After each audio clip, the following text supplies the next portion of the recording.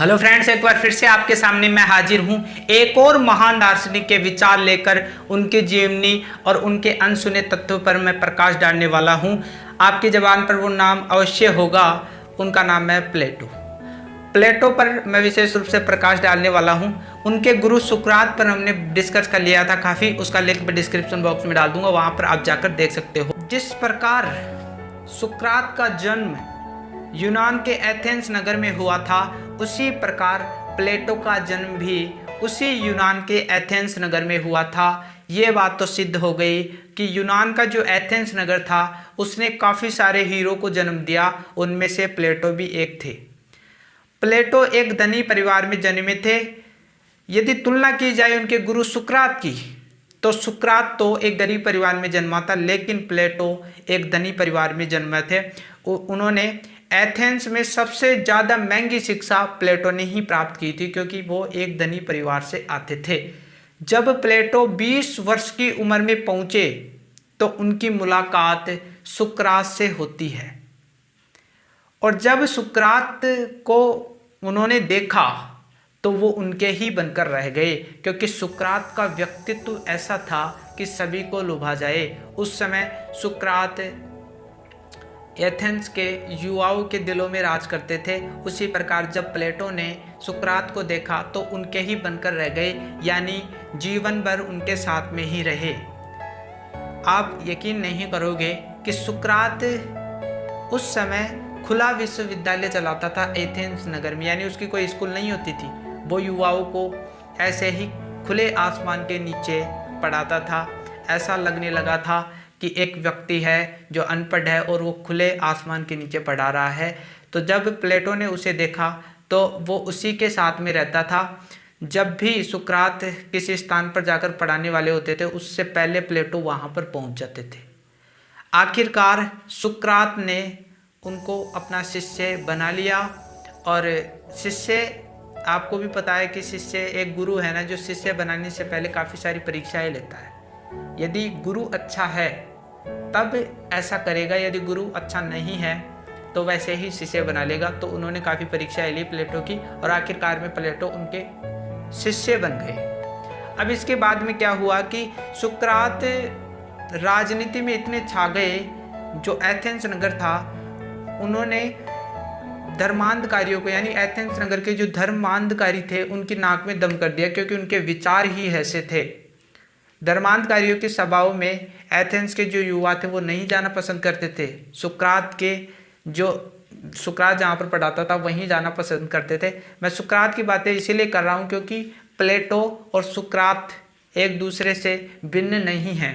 तो जब सुकरात को उन धर्मांधकारियों ने षड्यंत्र के द्वारा फंसा दिया तो उनको जहर का प्याला पीने की सज़ा सुनाई गई थी सुकरात को। और जब प्लेटो को इस बात का पता चला तो प्लेटो उनके कारावास में जाता है रात्रि को, और सुकरात से बोलता है कि हम इस एथेंस नगर से भाग चलते हैं, यानी इस यूनान क्षेत्र को ही हम छोड़ देंगे। लेकिन सुकरात एक महान दार्शनिक था, उसने कहा कि यदि मैं यहाँ से चला जाऊँगा तो मैं हमेशा हमेशा के लिए यूनान की जो जनता है उनके दिलों में मैं भगोड़ा कहलाऊँगा, और यदि मैं इस जहर के प्याले से मर गया तो मेरे विचार कभी भी नहीं मरेगा, मेरा शरीर ही मरेगा।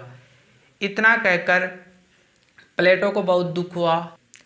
एक तरफ उनके गुरु सुकरात को जहर का प्याला दिया जा रहा था, और दूसरी तरफ प्लेटो उस यूनान क्षेत्र को छोड़कर चला गया, यानी उसने उस एथेंस नगर को ही छोड़ दिया, पूरे संपूर्ण यूनान क्षेत्र को ही छोड़ दिया, क्योंकि उसके अंदर उनको बहुत ही दुख हो रहा था। क्योंकि इस चीज़ को वही समझ सकता है जिसने गुरु बनाया हो। आशा करता हूँ आपने गुरु बनाया होगा, शिक्षा देने वाला आध्यात्मिक गुरु भी बनाना होगा। ये काफ़ी सारी चीज़ें हमें सोचनी पड़ेंगी, क्योंकि ये हमारे जीवन को बहुत ही अच्छा बनाती हैं। उसी प्रकार प्लेटो उस यूनान क्षेत्र को छोड़कर चला जाता है, और दूसरी तरफ सुकरात की मृत्यु हो ही जाती है जहर के प्याले से। फिर उसके बाद में वो यूरोप के कई क्षेत्रों में जाकर भ्रमण करता है प्लेटो। 10 वर्ष तक भ्रमण करता है। वो उत्तरी अफ्रीका भी गया, भारत में भी आया।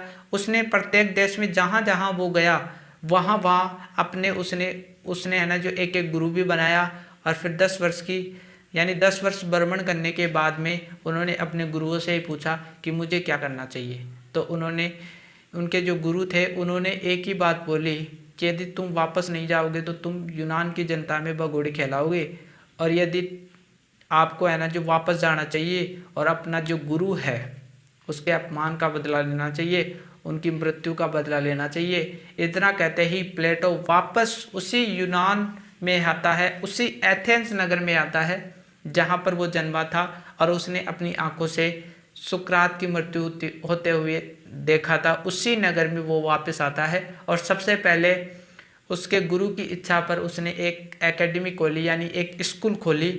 और आप विश्वास नहीं करोगे कि प्लेटो ही एकमात्र पहला महान दार्शनिक था जिसने प्रॉपर स्कूल खोली थी विश्व में, क्योंकि सुकरात खुला विश्वविद्यालय चलाते थे, वो स्कूल थोड़ी खोल रखे थे। जिस प्रकार स्कूल बनाए जाते हैं उसमें पढ़ाया जाता है।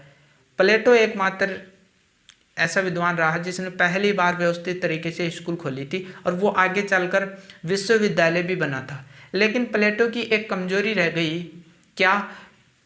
वह है ना जो सभी वर्गों को शिक्षा ग्रहण करने का अधिकार नहीं देता है। यानी उस समय एथेंस में दास प्रथा प्रचलित थी और उन दासों को उन्होंने शिक्षा से वंचित रखा। यदि वो शिक्षा से वंचित नहीं रखता तो विश्व का सबसे बड़ा गुरु प्लेटो कहलाता। उसकी एक कमी से उसको विश्व गुरु बनने का चांस खो दिया। अब उन्होंने है ना जो उनके काफ़ी सारे विचार हैं। पहला विचार है कि आत्मा होती है, उसके 3 तत्व होते हैं। पहला तत्व नाभि में छिपी तृष्णा, दूसरा तत्व हृदय में उठने वाले भाव, मस्तिष्क में उठने वाला चिंतन। ये तीनों जब मिल जाते हैं तो आत्मा का निर्माण होता है। जब शरीर मर जाता है और उसको जला दिया जाता है तो आत्मा भी जल जाती है। प्लेटो का ये मानना था। प्लेटो ने अपने जीवन में 2 प्रमुख, वैसे तो बहुत सारी लिखी थी, लेकिन 2 प्रमुख प्रसिद्ध पुस्तकें मानी जाती हैं। रिपब्लिक एक तो जो उन्होंने युवा अवस्था में लिखी थी, और दूसरी पुस्तक लॉज। लेकिन इन दोनों में अंतर बहुत बड़ा है। कैसे? रिपब्लिक उन्होंने युवावस्था में लिखी थी, इसलिए चीज़ों को तर्क के आधार पर समझाया है। लेकिन लॉज जो उन्होंने वृद्धावस्था में लिखी थी, वहाँ पर इन्होंने चीज़ों को समझाने की बजाय है ना जो उलझा दिया, सही समझा नहीं पाए, क्योंकि बुढ़ापे में ऐसा हो जाता है। इसीलिए इन्होंने 2 प्रसिद्ध पुस्तक लिखी, और रिपब्लिक में तो उन्होंने वहाँ की जो राजनीति थी ऐसे एथेंस नगर की, उस राजनीति का भी वर्णन किया है। इसके बाद में इसी प्लेटो के विश्वविद्यालय में अरस्तु आएगा पढ़ने के लिए। जब अरस्तु को पता चलेगा कि कोई एथेंस नगर में कोई प्लेटो नाम का व्यक्ति है जो विश्वविद्यालय चला रहा है, तो अरस्तु इसके विद्यालय में शिक्षा ग्रहण करने के लिए आएगा, तो प्लेटो का शिष्य अरस्तु बन जाएगा। तो ये एक कड़ी है, सुकरात का शिष्य प्लेटो बना, प्लेटो का शिष्य अरस्तु बना, और अरस्तु है ना जो सिकंदर को शिक्षा देगा बाद में 13 वर्ष की उम्र में। अरस्तु प्लेटो के विश्वविद्यालय को छोड़कर चला जाए, क्योंकि इसका वहाँ पर अपमान होगा, और अपमान होने से अरस्तु है ना जो इसके विद्यालय को, प्लेटो के विद्यालय को छोड़कर चला जाएगा। और फिर सिकंदर को 13 वर्ष की आयु में अरस्तु ने शिक्षा 13 वर्ष की आयु में उसको देगा, और वो सिकंदर ही विश्व विजेता बनेगा। तो इस प्रकार प्लेटो की जीवनी, उसके विचार, उनकी पुस्तकें, उन सभी के बारे में हमने डिस्कस कर लिया है। हमारी सीरीज चल रही है एक महान दार्शनिकों की, जिसकी ये 3री वीडियो है। हमने बात की थी सुकरात की, डॉक्टर बाबा साहब अम्बेडकर की, और तीसरे व्यक्ति हैं प्लेटो। आगे भी हम इसी प्रकार की वीडियो लेकर आएंगे।